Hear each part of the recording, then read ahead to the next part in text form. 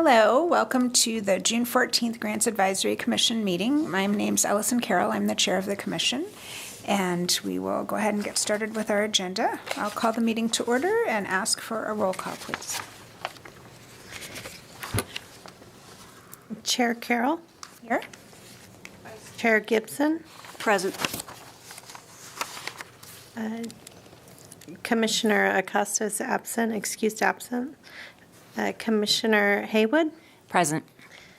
Commissioner Kriz is also excused absent.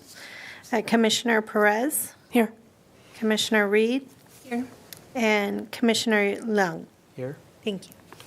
Thank you. Okay, and then our next item is the Pledge of Allegiance. So I invite you to join me in reciting the pledge.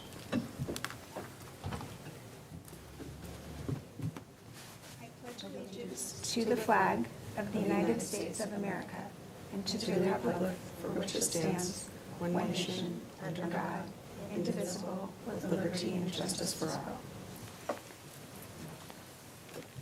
All right, so our next order of business is public comment. This is the time in the meeting where members of the public can come and provide comments for items that are not already on our agenda. I don't believe we have any public comments tonight, so we can go ahead and close public comments. But moving on to the next item. So that is minutes from our last meeting. So we have attached the minutes from the April 12th meeting. Have people had time to review those, or do we need a minute? Okay, if we're ready, I would entertain a motion to approve or approve as amended. Commissioner Perez, I motion to approve the minutes as they are. Okay, thank you. Commissioner Perez has moved to approve the minutes. Is there a second? Commissioner Reed, I second. Thank you. All right. Is there any discussion? All in favor of approving the minutes as is, please indicate by saying aye. Aye. And any opposed? I will abstain. Okay. All right. It sounds like that motion passes. Thank you. And then our next order of business presentations, reviews, action items, and our main item for tonight's meeting is the debrief on our Grants Advisory Commission funding cycle from 2022-23, which we had just finished. The recommendations have gone to council, and they have approved them, but we have not issued the checks yet.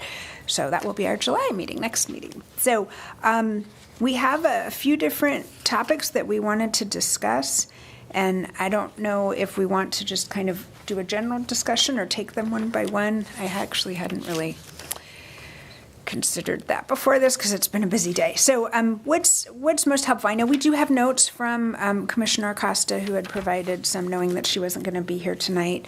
We have the different topic areas that were called out: social determinants of health, how they're defined, priority group definitions, impact of funded applications focusing on Roseville residents, identifying application questions that could be refined, applicant feedback, and then I think we also wanted to talk about council priorities. And I would say, since this is really a discussion, we're not going to have any action tonight, but we do want to go ahead and have a good discussion and debrief, make sure we're capturing people's thoughts on how to improve the process, things that went well. So is it helpful to go one by one through the topics, or do we just want to open it up and give people a chance to share their thoughts? I will start at the top. Okay. So social determinants of health. And then we also have, I was thinking there was a list in here. So I think for me, just to do some general comments, I know we talked even in the meeting where we were doing the grant evaluations that, we're not setting up front, say we want to focus on a particular social determinant of health. We kind of let the community do that when they apply.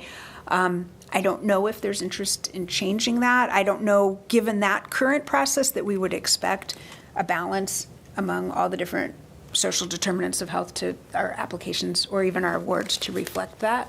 So maybe I'll just start with that and ask for thoughts and comments.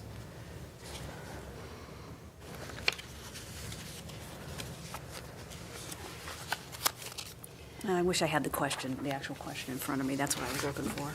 It's in the minutes if you look under the one with the chart here, social determinants of health. And No, I health mean the determinants. actual question on the application. Oh. That seems to be causing question of that it not be defined. I don't know that that is my take, but we have, I should have the application here. Well, for some reason, Nina wants a further explanation of why they're placing themselves in a certain category. So I'm curious if that's because she feels, and again, she's not here, but is it because of I think it was because of the way it was worded, if it's not being clear on what those are. While you're looking at that, a little historical context, the determinants, in terms of the categories, we've discussed that quite often over the years, and I think the consensus, if I remember correctly, has always been the organizations know better than we do what they do, and I think we've always felt that the commission shouldn't have a strict definition of what the different categories are. I'm presuming that that's part of the broad umbrella of social determinants of health. And I agree. I don't want to be in the business of micromanaging them. And I understand. I think I get where this may be coming from in terms of creating a broad applicant pool. My original point was going to be we see the same applicants every year, and we may get 5 or 6 newbies, and unfortunately, oftentimes they don't get funded because their applications are not up to par with some of the others.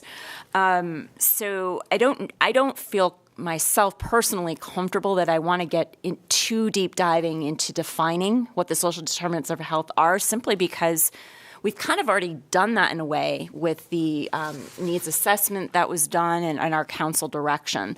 So I think this process, I know we struggle with this every year, and I think it's vague, and I think it's good it's vague. And I think I'll say it again, we can't handhold everybody. So I think we have to understand that going into the process, and I know it's harder for newer commissioners to know that. But I don't want us to be boxed in a corner where we have to make decisions based on our discussions and decisions and then exclude a whole bunch of people that are equally qualified. From a commissioner that went through all those mini meetings and everything, and analyzing the CONE and coming up with the revised application, I tend to agree with that we had a lot of discussion about it. I'm not sure we've given it enough cycles to actually modify it, but I am curious for the new folks, if there was something about it that you didn't understand or thought was presented in a way that might be confusing to those applying. I don't know how much more detail we could possibly give, and I'm not sure. I mean, we could, Nina once says, we'll ask them to define why they're putting themselves in that category. I'm not sure why that's necessary, except to make them think again. And don't we have that? We would have that information in other portions of the I would think application so. too. That's what I was coming to with my notes here based on Commissioner Acosta's questions. She was suggesting we add a data element to the grant application to assist in demonstrating the need of the project. That's pretty much what's covered in the current matrix number 1 question. That's 15 points so that's a biggie. That's one of our biggest points.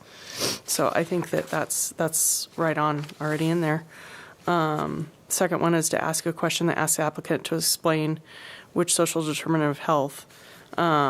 That's pretty much covered in the checkbox question as much as it needs to be. So to those 2 points, I think I agree with you. And having been through the CONE process, as little as I did, caught the tail end. I caught the cliff notes, but that was still a lot. So, yeah, I agree that was covered. I'll add, I looked at the CONE report that's, I believe, accessible on the website, and I really enjoyed reading it because it brings that circle that I see you looking over there in color.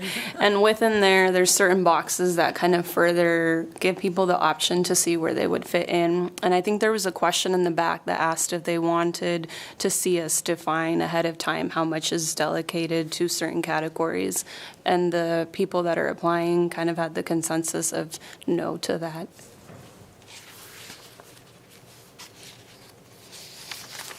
Okay, so I'm sensing a consensus that I think leaving it up to the applicants to decide where they place themselves. And I think just the nonprofit sector is going to be probably more familiar day in and day out with social determinants of health and how their organization fulfills those different areas.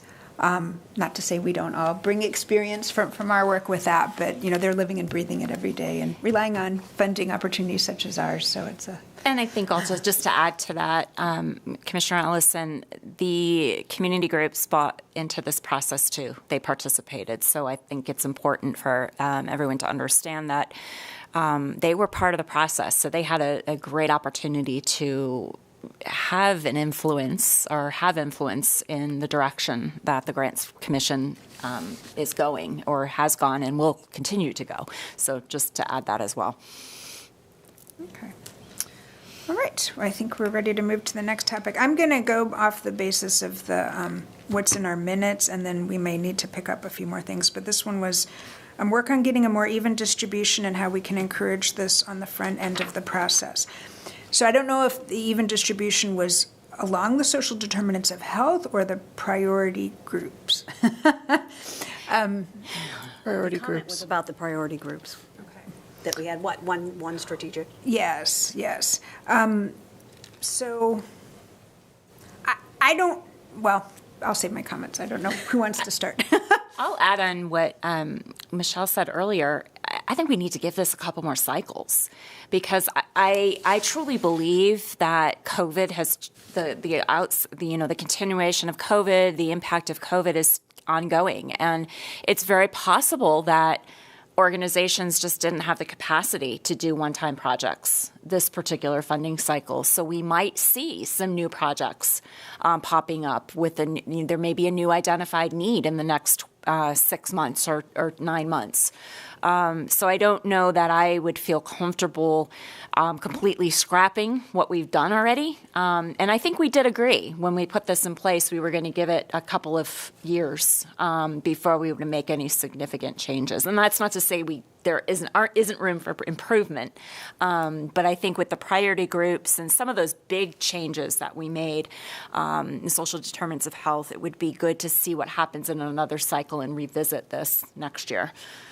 I'll say that part of that was my frustration seeing pretty much most of our money go towards health and wellness. Not to say that's very important, but there's a whole lot of other spaces on that wheel. But I'm not sure who made the point, but one of you made the point, and I agree with, is that that's where the focus was at the time. And because we were coming out of COVID, and that's where the need was. So it kind of is what it is, and I very much agree that giving it a couple more years because it's kind of, we're still recovering. So, yeah. Just a general comment, too, is there's so much funding out there, and we never know what other buckets there are. So you never know if they're asking for something that's not covered under another bucket, which puts them in a category. There was a lot of COVID money out there which funded capital projects, with schools and stuff, to put HVAC and all that. And so maybe they didn't need to ask for that stuff. Maybe that was covered under some other thing under COVID. So other funding sources have certain needs and services to these folks too. And so I have to trust that they're going to ask for what's on their plate and where they're not getting any funding opportunities, but except for this to help them. So I do have to comment, though, that, I don't think that it would be, Nita's kind of saying dedicate more time to discuss it, the categories, but do we need it to, in our presentation to the applicants, do we need to cover this a little more intensely and kind of define what we're looking for? I think we tried to do that this time, but it was kind of the first time we were doing it. So I wonder if if it would help her or all of us if when we're doing that presentation, we put a little more focus on this point to kind of make sure they all understand where we're coming from and why they're categorized that way. So maybe go a little deeper on what the social determinants of health are and the 3 buckets, what those actually are, like a little bit more. And maybe define why, and I think we might have, but define why we didn't want to we'll give 10% here, 10% here, 10% here, because we want you guys to tell us where the need is, and we'll figure it out from there. But I think it's, if for the applicant's purpose, we explain it a little better, that maybe that would be helpful. Yeah, if we can expand, I agree, and maybe just reemphasize it. I mean, it takes, I think the rule in public relations is you have to say something, at least I was going to say 50% of the time. You say it, keep saying it. And, I'm seeing that in some of the best presenters and social media influencers that I see. With the, I forgot what I was going to say, but I think the emphasizing the different bucket groups. This is a second cycle where we've had these three categories, and first time we had people in that one-time project. So I agree. I think the organizations know how to do this. So I think we can certainly talk about it more. It's PR. It's everything we've already talked about in multiple innings, but. We can just emphasize a little more during the presentation and even in our own comments this cycle, add that feedback at the end. Question for staff. During the year or after funding, is there whom or how would a nonprofit or an applicant say, I don't understand this, or can you help me define that? Where would that question go? I get contacted all the time. Oh, okay. People send emails and call. Did you have many this cycle who didn't understand that? No, Okay. I didn't get any questions on it. We had the one group, we recategorized, we didn't. We asked the organizations, we asked some clarification, and they changed. So, It's on the one group. okay. And they were a new applicant, Yeah. if I remember correctly. And I think this is the first time, staff, that we have not gotten a lot of questions about the process or any feedback either way that the applicants had concerns or issues with the process. So I think that's a win in a way for us in terms of this process and how we move forward. Yeah. So did you get Questions? any Yeah. comments back afterwards about concerns applicants had or anything? Wow. None, no. I feel like we were lower as far as the applicants. We had less funds, which initially I'm like, oh, how are we going to do this? But then I think our applications, when they came in, we were a smaller number and smaller amounts. Part of that, I think, is there was one particular organization that decided, not to apply for this. They had other funding through other means. So both in how they communicate, I think they were one of the more vocal groups, and then their request normally is one of the higher amounts. So I think that for good or ill, I'm not commenting on that, but that definitely changed the dynamics, I think, of this cycle and made it a little easier, if you will, to distribute funding, where normally it's a harder way to do it depending on how we decide, with funding requests like that are larger. And I think to pick up on what Commissioner Gibson said, I don't think we've made any decisions to try to predetermine how we distribute the funds.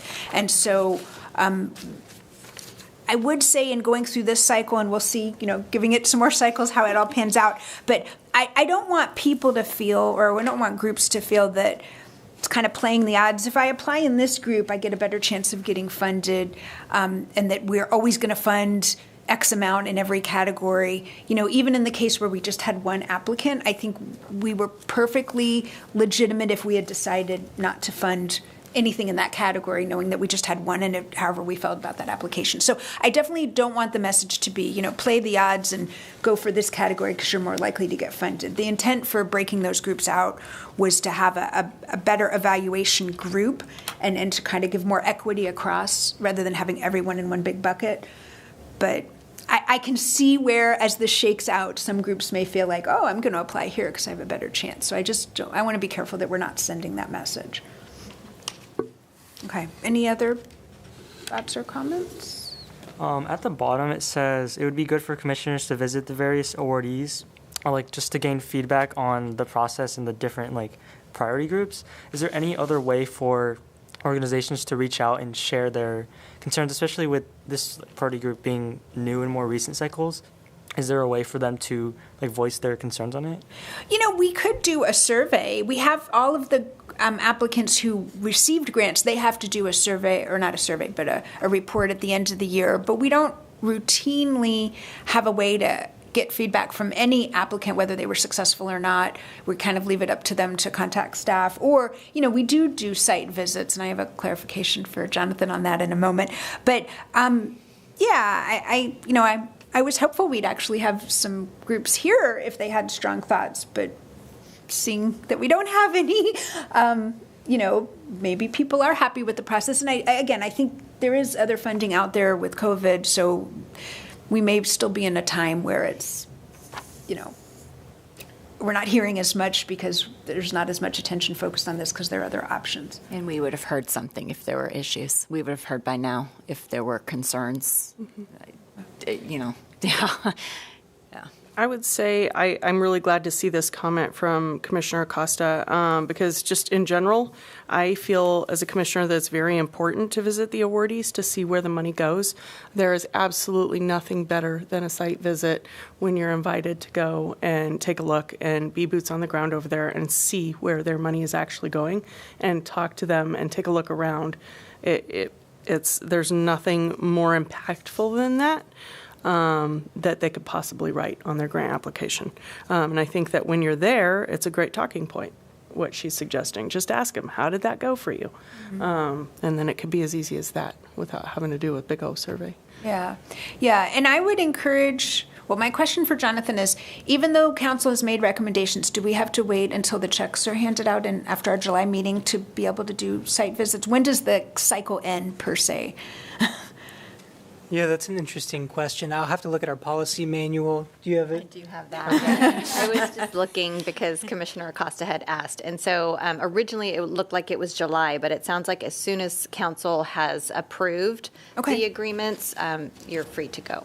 Okay. And it's through when applications open again, so mid-December. Beginning of December, yeah. Okay. We're good now. Yes, and what I would encourage commissioners to do, you don't have to wait for an invitation. If there's a group you're interested in, you don't know anything about, that didn't get funding and they were new, and you want to encourage them to not give up, whatever it is, you don't have to wait for them to invite you to call them up and say. In fact, I did that 2 years ago, particularly after the Kone thing. I wanted to get feedback on that as we were starting our new cycle.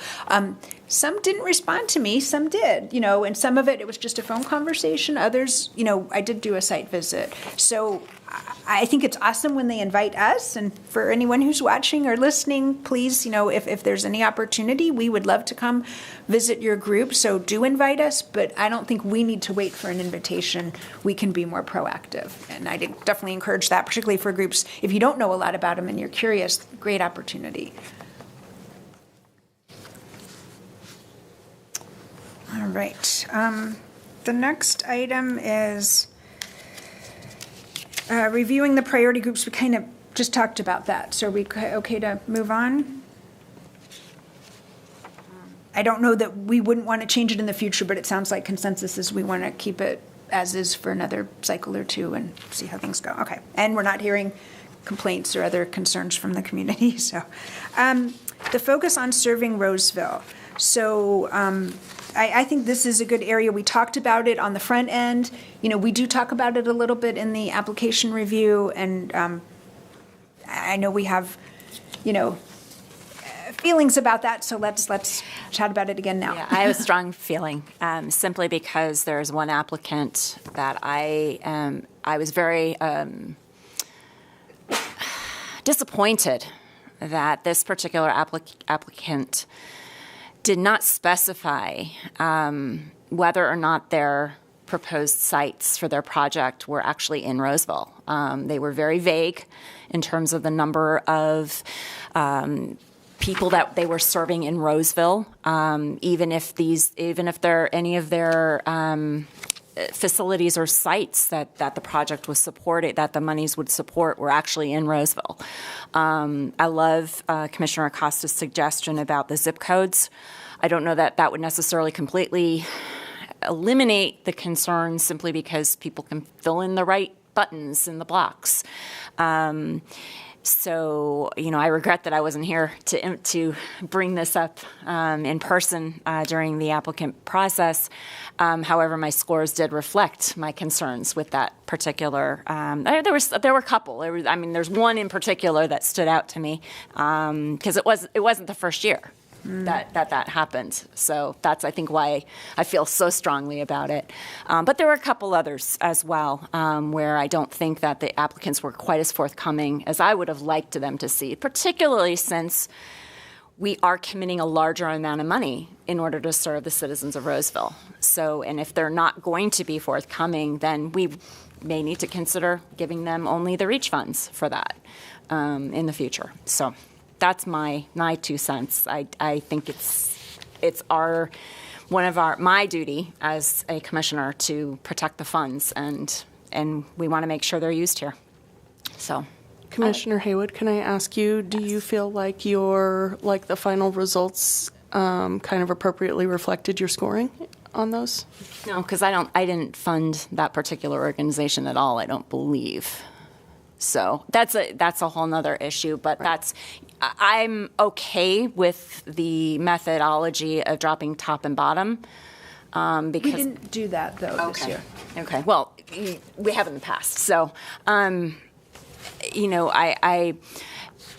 it is what it is. And ultimately, I knew the risks when I wasn't feeling well. So, it's a shame, but, it happens and the commissioner made their decisions. But I just want everyone to understand that that's really something that we've tried to emphasize, and to have an organization that really didn't make an effort to give us that information is a concern for me, and it all across all the organizations. I just, there's a couple questions. Describe the population, number served. I mean, where we could insert the word City of Roseville. We did. Well, yeah, we have it as right. kind of a underneath part. And right, but I mean making it more pronounced. Well, one of my questions is, when we look at the scoring criteria, does this adequately reflect? Because that's really the way to drive it home. If they're not clear about that, then when it comes time for you to give points to evaluate in that area, and I was just kind of looking through, I don't know if we all have that or not, but I'd be interested in Commissioner's take on, and we had said we may want to revise this in the future. We're not obviously doing it tonight, but kind of food for thought going into next cycle. Do we need to better capture the focus on Roseville residents in our scoring criteria? Is that would you talk about reference to number 3, the application reflects mission and meets the general requirements of guideline to CDED? I mean, that's where I took the points off. There's only 5 points. That's where I was taking the points off of. That's I think where I put that particular item. That was one of my concerns, that's only worth 5 points, whether or not the money stays in Roseville. So that could be, again, a discussion point at a future meeting, when we get into discussing these scoring things when again. we keep coming back with these same trends year after year of, I think we need to reweight this. Yeah. And interestingly, this is the first time I've seen this, where it's been, where applicants aren't putting in something for the number of Roseville citizens. And I think if it wasn't becoming a trend, obviously we wouldn't need to talk about it. We haven't needed to talk about it other than clarifying and adding that little bubble in the bottom. But I agree. That would be one of a couple categories to look at. We're not here in to the future. Right. Take action tonight, so we're just going to have to remember we've had this conversation about it. Yeah, I'm taking some notes. And I'd like to add something. I just want to, it was the same as the point score for the previous cycle. Just we didn't change it from last year. It was 5 and 21, 22. Same. Yeah. So for some reason, we thought it was okay back then. But so we've got new commissioners and new perspectives, so it's good to revisit it. Oh, what I was going to add is it's one of the points that Mina wrote down about the grant application. So one of the things I noticed is in Roseville there's multiple grants. We have our grant, and then there's other grants that have similar formatting in terms of their applications. And I noticed that in those other grant applications there's 2 questions that kind of represent 12. Our question, which you guys mentioned, our question in the application is describe the population, number to be served, and the proposed project or program. Whereas Roseville Roseville, the city has different like block grants or others, and they have two questions that I think we can kind of take and modify. One of them being kind of what Commissioner Acosta had picked up on. It says, locations where services will be provided or project will be completed, include administrative offices if services will be provided there or from there, provide street address and zip code. I don't know if you guys have access to that one. This is a separate grant application for the Roseville City that is not on our application, but our city uses it for other applications. So when they apply, they have access to those.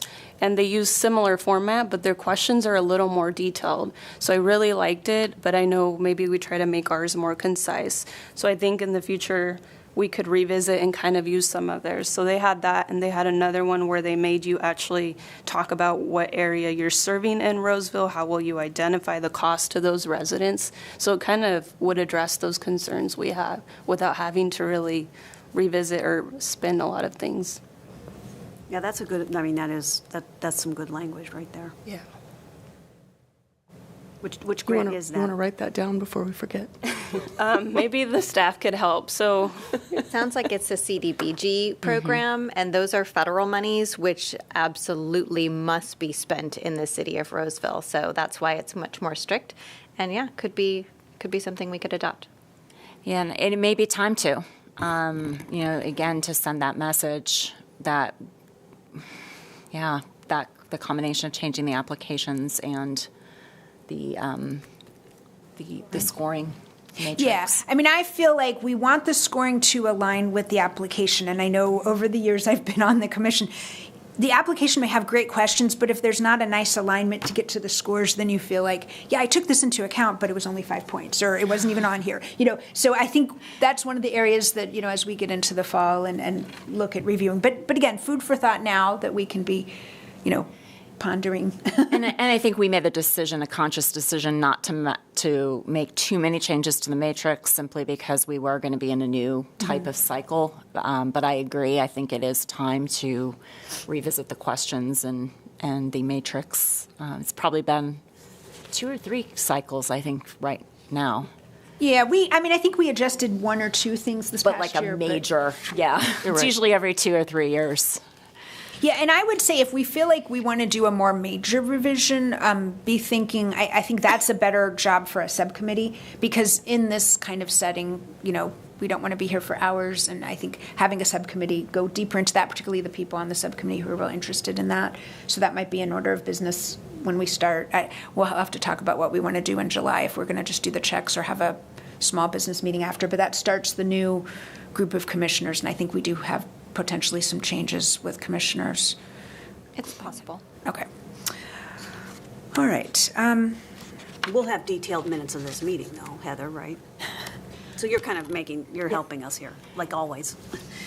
And so I agree with the subcommittees. I remember when I first came on the commission, we broke into subcommittees and rehauled the entire, I know we did the application. I don't remember if we did the scoring matrix as well in subcommittee, but we did do the application in subcommittee. And that was very, very a good process. Okay. It's a great way to get the new commissioners involved right away as well. Yep.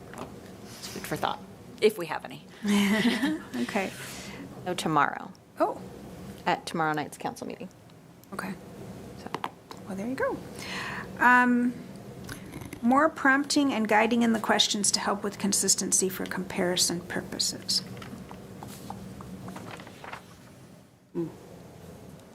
So I think that we addressed that, and I remember her and I talking about this because you can tell which applicants have grant writers versus which don't. And again, I think if we refer already to what's already made with the block grants and others, it's really specific. It has in parentheses the outline, and I think since it has such strict requirements, it makes it easy to have consistent applications across the board. Were there any, I know another concern I've always had is what to do with the applications for applicants who aren't pursuing other forms of funding other than the grants, other than our funds, the CBD. No, wrong fund, wrong one. Citizens Benefit Fund. Thank you. And I would like to see that item incorporated somehow into the scoring matrix in a little more detail. I know we've talked about it before. I don't remember what happened, but anyway, and I'm curious, would there be a better way to have that?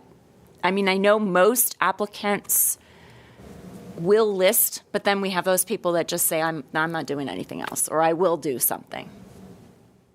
And I don't know if there's other grants that ask for that information more specifically, or if that's something we want to just focus more in on the matrix, the scoring matrix to. Well, that's another five-pointer, yeah. which might, Yeah. that might be hard, though. I think about, And that may be why we didn't change it for this discussion, because it is difficult. Sorry to interrupt you. Go ahead.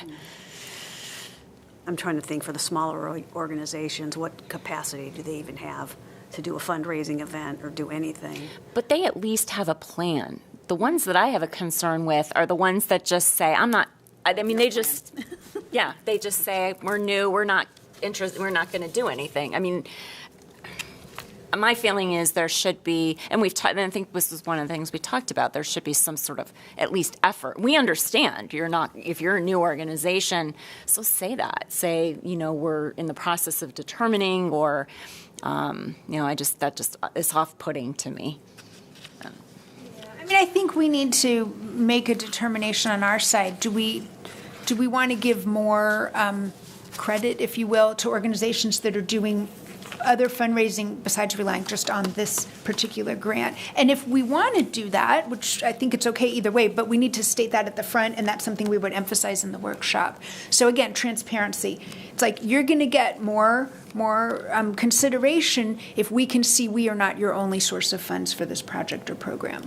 And that may be the way to alleviate my concerns with that, because that has been always one of those sticking points where we get into the process and it's a discussion point. Yeah, which is probably why we haven't done anything with it. Well, I just think however way we want to decide that on the front end and communicate that to the applicants rather than factor that in on our own in the review process when we all have slightly different views about it perhaps or treating it differently. Oh, fair. And that's a great item for next year, next cycle. Yep. Okay. I think let's make sure we don't make things too onerous on the non-professional grant writers too. I think to what you said was the answer we're not doing anything is not an answer. It is why aren't you or why can't you? To help us understand versus just the non-answer. But I don't think we're looking for some, 10-paragraph thing of these are the 50 things we're going to do. Yeah, no, I don't think we're saying that, but I do think it's important for an organization to know if I'm coming to this body for an applicant, for a grant request, and this is the only funding, how is that going to be received? Is that an issue? If it is, I want to let them know that up front. Okay. And then feedback section to our application process. It's hard on that one. I guess where is the appropriate time? I don't want to put that in the application itself because they're going to be too hesitant to say too much when we're evaluating. I feel like we try to encourage them afterwards, but it's kind of a squeaky wheel gets the grease, and if there aren't any squeaky wheels, we feel like we've done okay.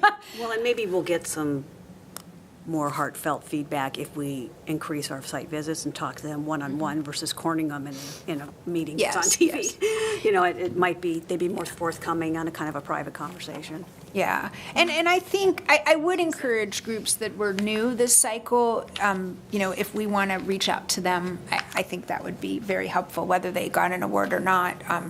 Just the fact that they were new, if they had questions about the process, how did it go? I feel like that's something that we should give special attention to. So as you're trying to work out site visits or whatever it is, be aware of that. I think is a good thing.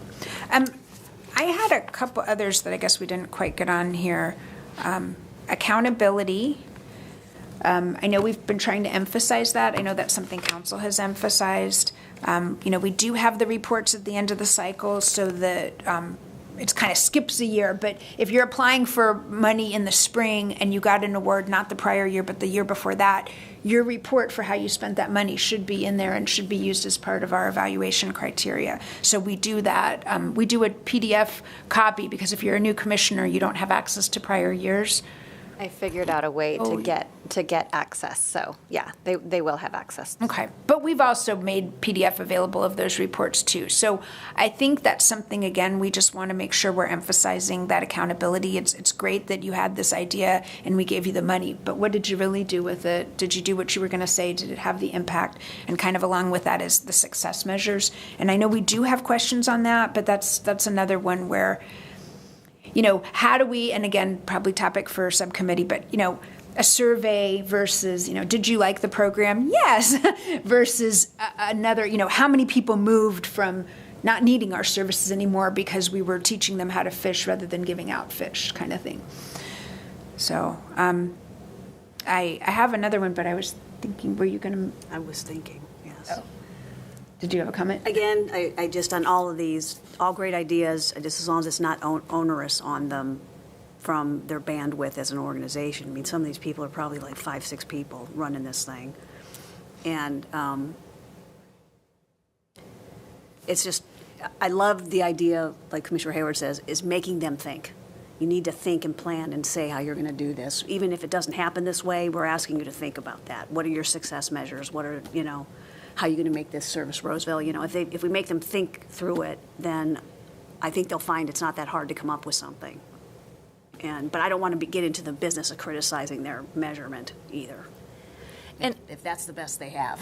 And I think we've come a long way with the questions and the way the questions are worded. I think the quality of that section is much improved in the last 2 or 3 or 4 cycles, I would say, compared to where we were 7 or 8 years ago. So I think we've, as a commission, those present and those already on to other bigger and better things, has really helped us hone in on getting that information. So I agree with Commissioner Gibson. We don't want it to be onerous. And we did discuss some sort of a mid-year touch point. I don't remember if we actually delivered that or not. I can't remember. We did last year. It was more kind of after the end of the cycle. We invited organizations to come and share what they did with the funds. And the impact it had. And I think that was a great meeting. Mm-hmm. And for new commissioners, it's great to start the cycle hearing that, I think. I don't know. For those of you who are newer, you know, if you wanted to comment on that, I just thought it was a great opportunity to have people come to the meeting and share about, you know, absolutely. What impact. That was very valuable.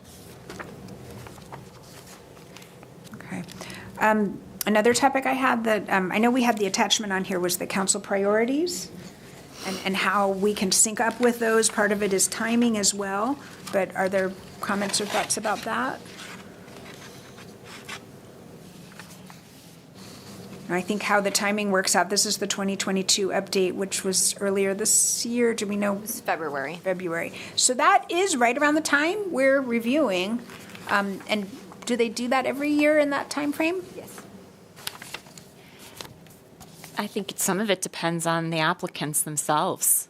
So, you know, if we're, you know, like Commissioner Perez said earlier, if we're not getting the arts and entertainment piece, we can't fund those. And I know that that's sort of, it's not directly one of their, but that's just an example of, we can take into consideration the council priorities, yet it also depends on who actually applies. So certainly if we have a pool like we used to get of 50 applicants, and we have, you know, 5 in art, 5 with, I know that I'm going to use the old ones, animals, and 5 with, or 25 with health, you know, then we can certainly, in homeless, then if we have another handful with homeless, and some of them cross, we certainly will be able to have the opportunity to maybe plug the money into more diverse groups and meet more of the different priorities for council than we might have this year, simply because of the applicant pool.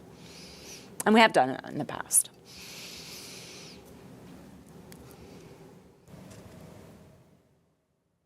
but we do need to take it into consideration, and maybe that's something we need to emphasize in the presentation, the Yeah. applicant workshop. I mean, I think a reminder. part of the challenge is on the front end, when they're applying, these aren't out. They're out when we're reviewing, but they're not out, So I don't know from year to year that they change too dramatically, but that's something we could at least share. Here's last year's, there will be a new update. But be aware that these are the council priorities, and we'd like to give consideration to these areas.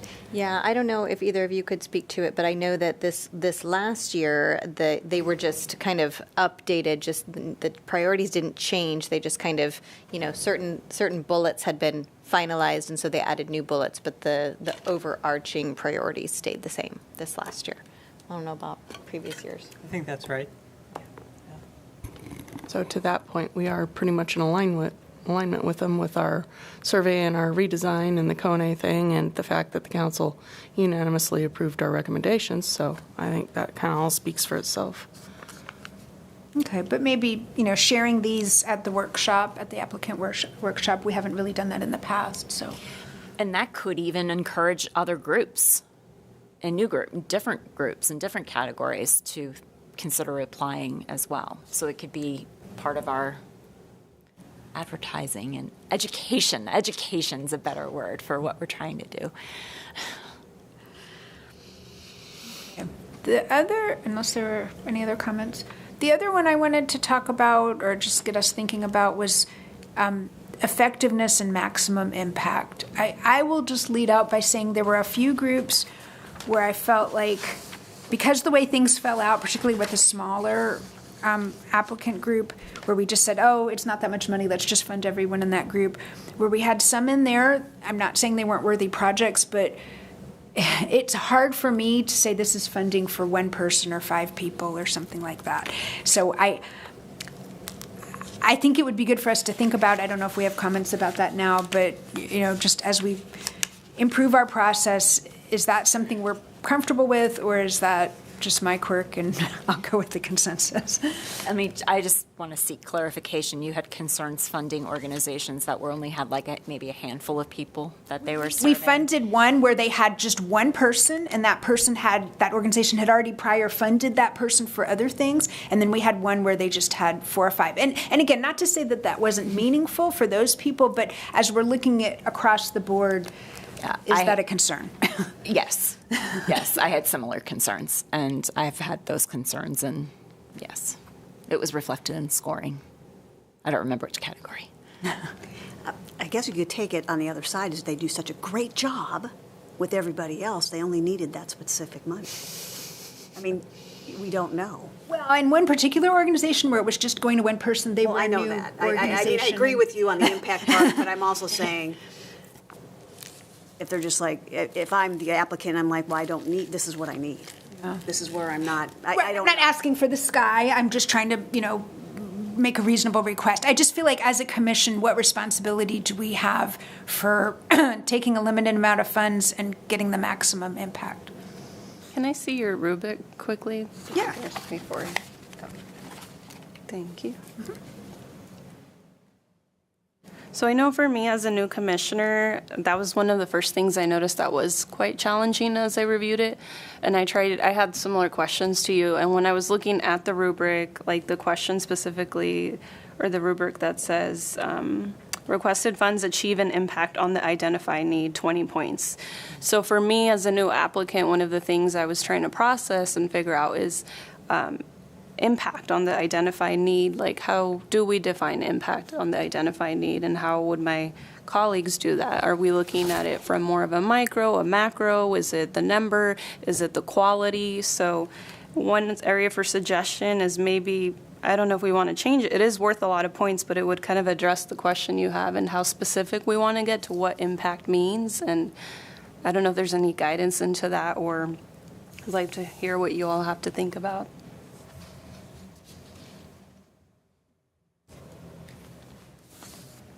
I'll give you your rubric back. No, that's fine.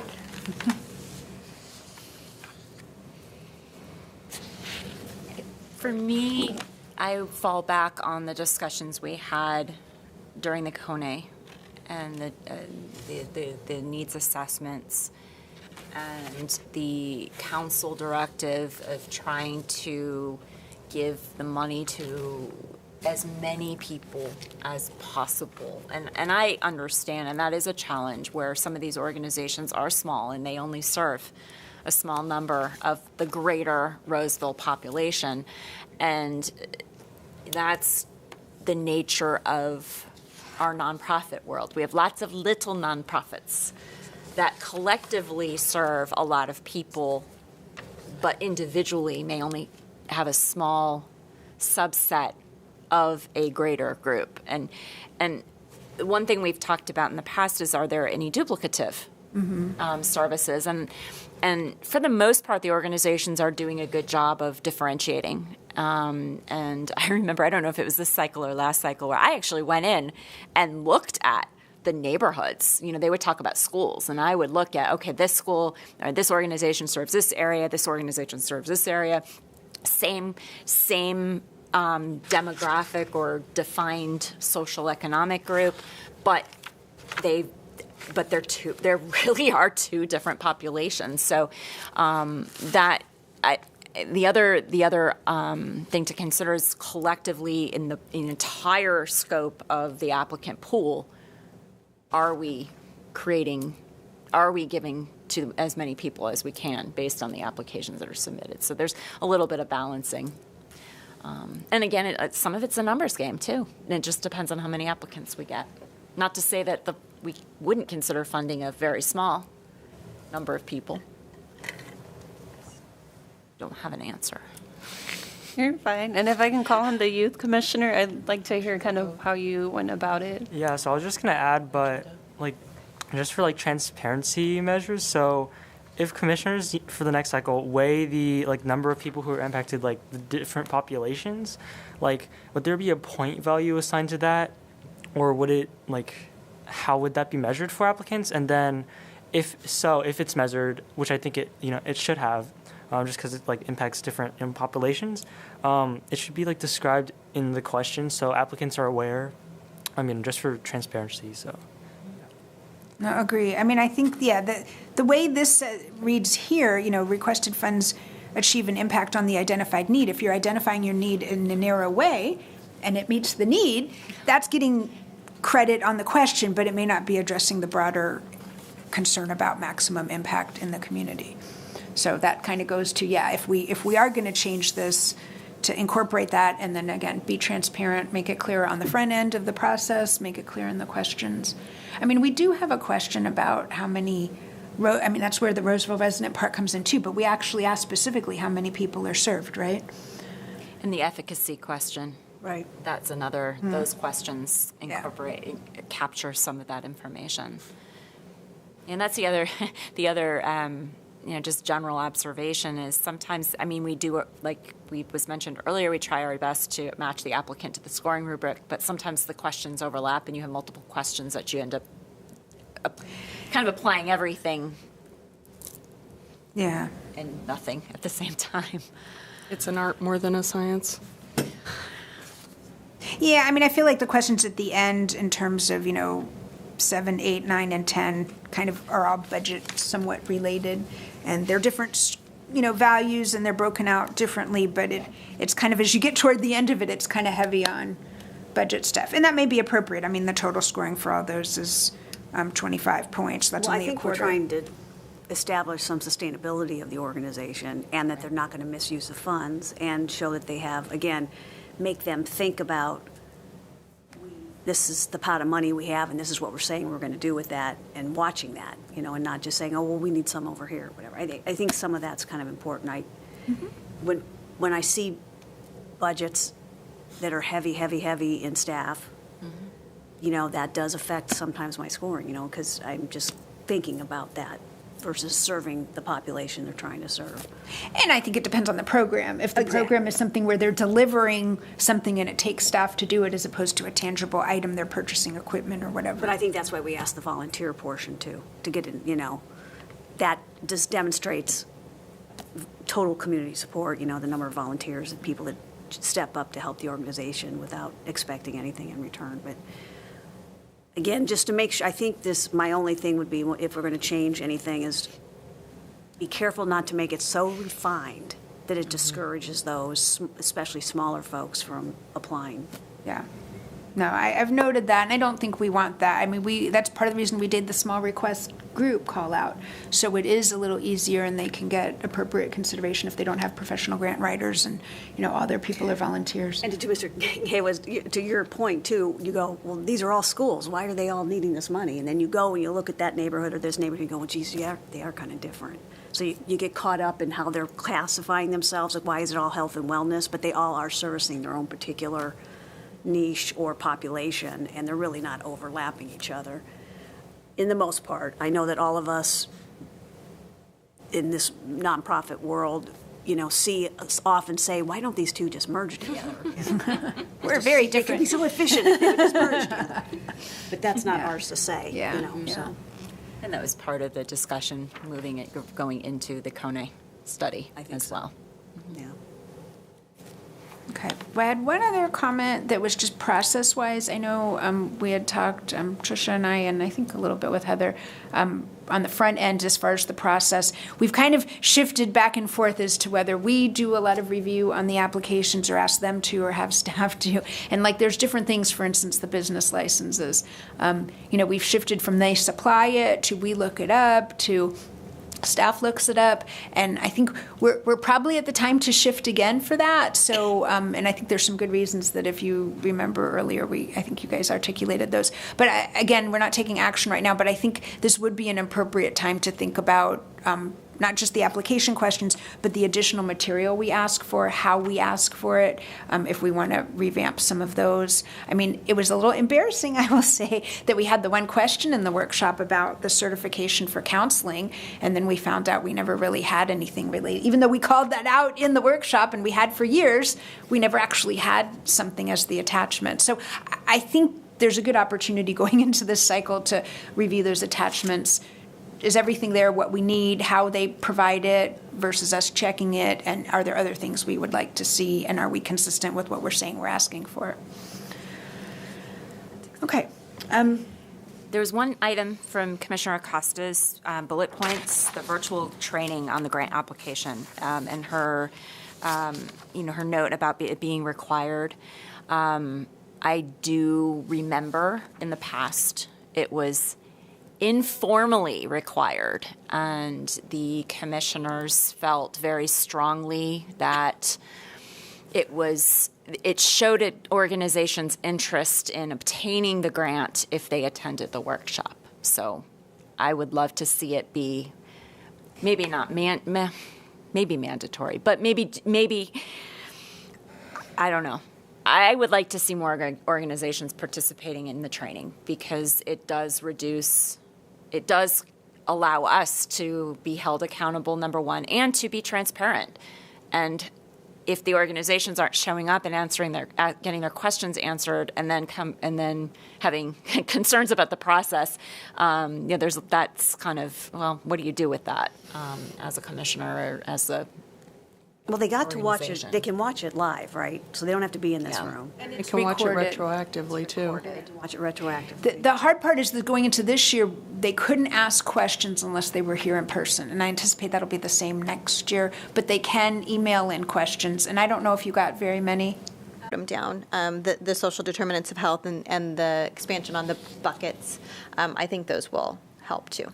So I wanted to ask, because when I was reading her comment, I kind of got the impression virtual training was different than our workshop that we give. And I don't know what other commissioners feel, could we, if we add to the workshop, is that sufficient? Or do we feel like we need to offer something Well, I in assume it all addition? has to be totally open, that anybody in the public could watch it too. We Or in can't. violation I of the Brown wondered Act. if she meant like Zoom grants. How to enter an application in Zoom grants. I'm not exactly sure, but that was the only thing I could think of that would be different from our workshop that we do. Yeah, because we haven't really, I mean, the workshops have been successful for the most part, as long as I've known, I mean, as long as I've been involved with the grants, which has been Yeah, I mean, 12 years. her follow-on is we can provide definitions of categories and they can ask questions. That seems to mean less about the technicality of Zoom grants and more about our process. And I think we have that opportunity and they have the opportunity to ask questions during our workshop. Maybe she's not aware of the virtual training or the workshop. Yeah, then that could be, because actually she started after that. Yeah, so then the next question would be mandatory. I don't know that I feel comfortable making that required. I don't know how you'd track it. Well, if they watch it online or and this is the era of mandatory attendance was a non-virtual, it was a non-computer. It was a very paper, old-fashioned way of applying. You know, when we have the boxes of applications, 6 paper copies of your application that are this big. Sorry, I still have PTSD from that. And my application was teeny tiny. So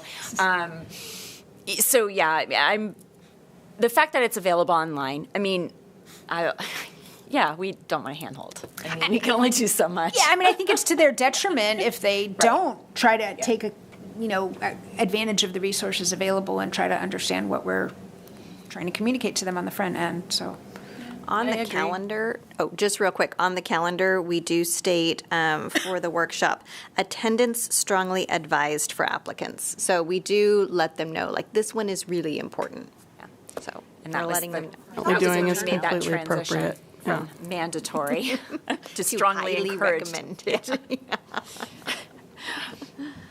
Did you get a chance to? Oh, I just said I agree too. I think meeting them where they're at, and if there currently isn't a need where it sounds like there's common frequently questions we can further address to make it mandatory. And like you said, if they don't come and they don't get it, it'll show up in the application. But forcing people to do it, I don't know, like free will, everyone can make their own choices and see what they benefit. I agree. All right. Well, I know we've talked about a lot of things, but I definitely want to give people an opportunity if they had additional comments or topics that we didn't cover. I have a quick question. So we mentioned, like, putting these things down for future references to address. What does that look like? Is that after that they receive the checks and then we debrief and talk about maybe making subcommittees? Yeah, so I think one of the things we want to discuss and whether we need to go to the next topic or not, I don't know. Right now, we have a meeting calendared. Well, we do, obviously, a calendar meeting for July because we're handing out the checks. So in the past, we've done 2 different things. We've just had the meeting for the checks, and that was it. And then we've had years where after the checks are presented, we still have our own meeting, and most of the people leave. But they could stay too. It's obviously a public meeting where that would be the first of the new cycle. I mean, it's not the official start of the grant cycle, but it's the calendar year that follows along. So if we have commissioner changes or whatever, they would be picked up at that point. So I think we could discuss at that July meeting, having some subcommittees and going further into this. Or if we feel like summer, we want a short meeting and pick it back up again in the fall, we can do that as well. I just, one comment, Chair Ellison, is if we've got people that have never been to a meeting coming in July, I don't know, is that where we're at, possibly getting new commissioners? Yes. So we'll know tomorrow night who applied, and then council will choose the new commissioners. I guess where I'm going with that is I'd hate to spring this on them in the first meeting, we had this long conversation about all this stuff, now we're going to make some decisions. I mean, I want to make it sure We're not going to make the decisions at the July. I think we're setting up the process to have the subcommittees and start the work, whether that's over the course of 3 months or what. I don't know what that looks like yet. And the calendar too, setting up the meeting calendar could be part of that. I will not be at the July meeting, so that's. All right. Yeah, well, let me ask that. Are there others who won't be at the July meeting? I'm not sure. I have to look. Are you leaving? It's July 12th. You're just vacationing. And just for reference, last year we did approve the first meeting date for the 2022-2023 cycle. So it would be good to do that in July this time around too. We approved the first meeting date, like after July to have technically July starts out because it's July through June. Mm-hmm. So, but yeah, I mean, if we don't have one, I mean, we often don't have, I don't think, an August meeting, and we have the September. So, yeah, either way, I mean, I think if most of us are here,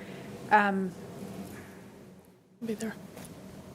I was going to say, I think, to me, if I'm new on a commission, I'm coming to the first meeting ready to go, and more information on the front end, whether we're actually taking action immediately after that or setting the stage for what's going to happen the rest of the year.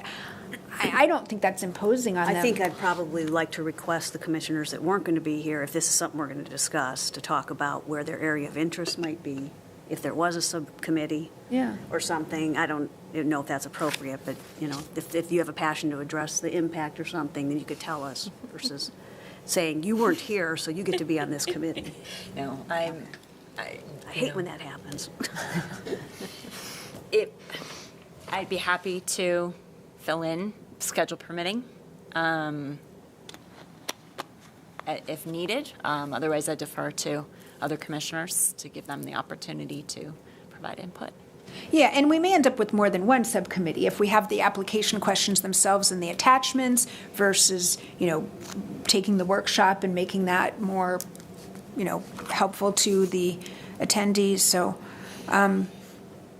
well, what are the other thoughts? I kind of feel like if we're going to be getting together in July anyway, it would be nice, and again, with potentially new commissioners, or whether they're the same commissioners, just to kind of lay out the plan for the coming year. We're not acting on it in terms of coming back with recommendations or hashing it all out at that meeting, but I think it's kind of laying the framework. Plus, we'd be picking a new chair at that meeting probably too. So I would be inclined to have not a long, but a short meeting after we hand out the checks, just to kind of set some stuff up, and then skip the meeting in August and then meet in September. Whereas if we don't do it in July, the cycle, we all know time goes by really fast. Ryan, you may not know that yet, but as you get older, it just flies by. So I feel like if we don't do it in July, we probably should have an August meeting to set that expectation and start working on things. And then, as we get through, we normally don't have a December meeting. So I think, we'd only have October and November after that. So you're saying in July, we would have a meeting to just lay out how we might be addressing some of the things we talked about tonight, and we set the calendar, right? Mm-hmm. And pick the new chair and co-chair or vice chair. So yeah, I think having kind of more of an administrative, so to speak, meeting after we hand out the checks in July, then we don't meet in August and we pick it back up in September is what I'm, I guess, putting out there, unless someone has concerns about doing that.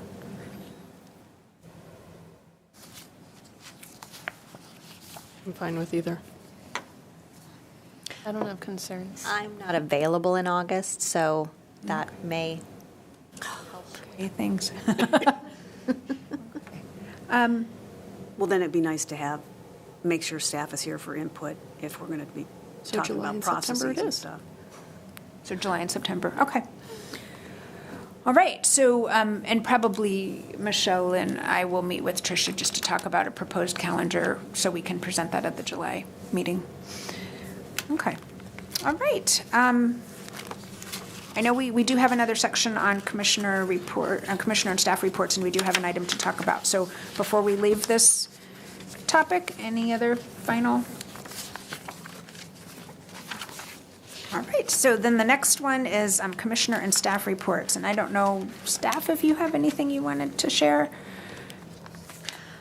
I did get a question from this commission previously about, if council had any questions or any comments at the meeting where I presented the grant applications. And they did have one question. Actually, Chair Carroll was there and was able to answer it well. But it was about one of the applications that kind of funded, it was an umbrella organization and funded smaller, smaller applications, and like I said, Chair Carroll did let them know that the funding was going specifically to the larger organization, and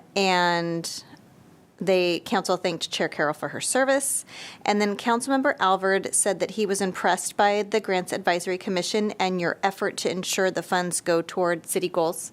He did very specifically state that. And then he was glad to see that you're all reviewing previous project success and not just giving small amounts to everybody, and really, making sure that the awards count. So I just wanted to pass that along. Thank you. Thank you for going. Yeah. All right. Well, commissioners, I know we have one commissioner report, so I don't know, you want to go ahead? So I was talking to chair and staff about this, but something that the city does a lot is they post social media like spotlights on various things that are happening around our city. And I was thinking for the grants commission, whether it be about our grant recipients or just the process in general, now that I think about it, just publicizing it any way we can, whether it be on the website like we've been currently doing, the newsletter that the city has, then now social media might be something that we might want to consider, especially considering we want to expand participation in the grants process and also just have our citizens more aware of what the commission does and all the recipients of grants. So I just wanted to toss that idea out there. Yeah, I mean, and you had some specific kind of approaches to doing that. I will say I'm not as up on social media, so I'd love to hear. I mean, I think it's a great idea, but I'd love to hear other. Did everybody get Ryan's specific? Just the two of us, right? So maybe you want to explain what your idea was to those of us that didn't get your direct. So I originally just thought of having a post showcasing the recipients of this year's cycle, maybe giving like a short interview or something, just like a paragraph of what their organization does or how they'd use the money from the project. Now that I think about it, we could actually expand that into potentially just giving information to residents about what is the commission, what are these grants, and where does this money go to, stuff like that. So yeah. Are you thinking videos? Are you thinking reels? Are you thinking carousels? What's the format that you might be thinking? And Yeah, I was just thinking like a post or something, just because that gets a lot of engagement. But I could work with staff to just think about what we could do, and yeah. Videos get a lot of. Well, the city must have certain rules about this too, right? And is there a city staff that would have to review everything? Mm-hmm. Yeah. Yeah, so we have administrative regulations that talk about our communication policies and making sure that we're on brand. I just so happen to also staff and be the legal counsel for the communications group. I think what you put together was fantastic. The proactive effort that you did, everybody didn't see it, but it was really well done. If the commission is interested and wants to direct us to do so, I can reach out to that group and explore what they would be interested in approving and what sort of things that they think would be on brand for us. And I know we do, I mean, one of the thoughts I had was we have the two reports. We do a report in July, actually, that kind of summarizes the grant awards and how it fell out with social determinants. Now, that's different. That's the one in the fall. They've submitted their reports for how they spent the money. But we have another one-pager. Yeah, we have another one-pager that's just an outline of here's who got awards and social determinants of health, how they fell, how the categories, the priority groups were. So, things like that, I kind of feel like, the whole reinventing the wheel deal, if we can capitalize on what we already have, but then expand on it. I think, I know one of the things you had talked about was the interviews. I don't know where that falls in the city's communication policy too, as far as we probably couldn't do that much because we had 21 applicants who got grants. So I'm not sure what the limits of, I know the whole idea of social media is kind of quick hits and get attention, but not really super deep. Well, for someone who has to ask my kid how to use the remote, I think that anything that engages the younger population of the city into what is going on in the city and jazzes them about it and knows, what the adults in the city are doing to help them or their fellow, like Ryan. I mean, he's on this commission. I mean, that's just an amazing thing for him to speak out to his age group and those, that are on social media every 5 seconds. I think if we can figure out how to do it with the communication policies, I think it would be an awesome way to give it a shot. Plus, it would support our ongoing desire to spread the word and get the education and information out to the community. So it would be a great tool, which is why I asked the pointed question. And I should have realized, there's Roseville stuff too. So I'm sorry for forgetting that part for a minute. I absolutely love that you're thinking about this, and I love that you brought it up. having a marketing degree, a very dated one, I think, but that's where my heart is. I see the value of it, and I think that that's awesome. I would ask, and now my brain's kind of like, ooh, what could we do? What about when we do the check presentations, if we like pull them aside outside, if they're willing to do like a quick 30-second blah, blah, blah, like ask 2 questions and do something like that, so that we don't have to like go chase them down at their nonprofit. What do you think it would be? Are you looking at it to be an ongoing thing, Ryan? Like maybe once a month where something's posted, or versus just a one-time thing? I think the overall goal is just to increase awareness about the commission, specifically for the recipients, and just showcasing like where the money's going to. And I was talking with Trisha about it, and it was a little like, it's a lot because we're 21, so I wouldn't know how to, or we wouldn't know how to like post that. But maybe like just something out there to, increase awareness and just get everyone, on board about what's happening, and then also allowing the organizations to kind of express what their projects are in a greater way would be helpful. But I'm not sure about the logistics of what's allowed by the city, and like how do we deal with the size of it. So yeah. I think that Jonathan made a really good point in that if we go to our communications team and ask their opinion, they have just their ideas always blow me away. So I think that we could definitely bring back some interesting ideas. I feel like the city has enough current campaigns going with the whole We Are Roseville and the different things like that, that even if we could get some like videos or some kind of content for the grants commission, like what you're talking about, and not have to reinvent the wheel, just kick it over to them to mix into their current campaign. And I want to emphasize, too, that I think that's a great idea, Ryan. I really love it. I'm thinking hashtags right now. But So not hashtaggy. like nonprofits or other ways, I think your number one goal of just increasing awareness can be done without having to worry about the numbers. But Jonathan's our expert in communicating and triaging that, so looking forward to hearing about that. Sure. If the commission wants to, if you want to direct me to do that, then I'll share Ryan's ideas, and then we can report back at July meeting. Does direct involve action? Just an informal. Please. All shaking our marbles, yes, here. Yeah, no, I think we're supportive. I like the idea that Commissioner Perez had in terms of capitalizing if they're going to be here in July.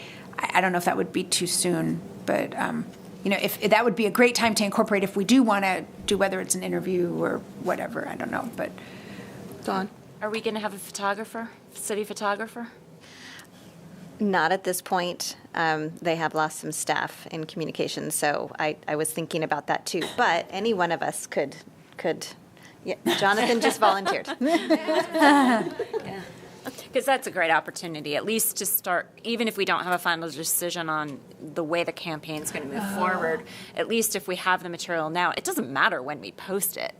It's especially with Ryan, your phenomenal plan, it's just to create awareness, and it doesn't have to be posted on the 12th or the 13th, the day after. We could feature a different organization, for 21 weeks. Well, and if it's allowed when those of us go out to visit, if we create something and send it to you to filter or make it appropriate, or reject is good too. We can help you with that, so you're just not like the Lone Ranger out there trying to make it happen. The other meeting that comes to mind that would create some good content is the one where they come and share their feedback, and they all usually have like takeaways and graphics and things and stories and that kind of stuff. So that would be some good content too. Yeah, I like that because then they're all coming and have the opportunity, where if it's us visiting, part of me just wonders, is everyone getting kind of an equitable shot at, But yeah, I think definitely food for thought for the marketing communications team at the city, and definitely appreciate you bringing forward the idea. Thank you so much. Thank you, I kind of felt like, we should have thought of this before now, but. He's got nothing else to do. Good job. Thank you. Are there any other commissioner reports? Not at this time. Okay, well, thank you all very much for coming together and having the debrief. We've got some notes. I know Heather's taking notes too. We'll meet again in July to hand out the checks. Is that meeting still 5:30 or is that a different time? It is, okay. 30. Okay. And just for those who haven't done it before, we basically divide up the different groups and each one of us gets to go to the podium and invite the grantee, hopefully they're there, to come and we present the check to them. So. And there are, even if we don't take pictures, most of the time the grant organizations like to have pictures because that's promotion for them. All right, well, I will entertain a motion to adjourn. I so move. Okay, thank you, Commissioner Haywood. Do we have a second? Commissioner Gibson seconds. All right, it's been moved by Commissioner Haywood and seconded by Commissioner Gibson that we adjourn. All those in favor, please say aye. Aye. Aye. Any opposed? We are adjourned. Thank you all. Thank you. Thank you.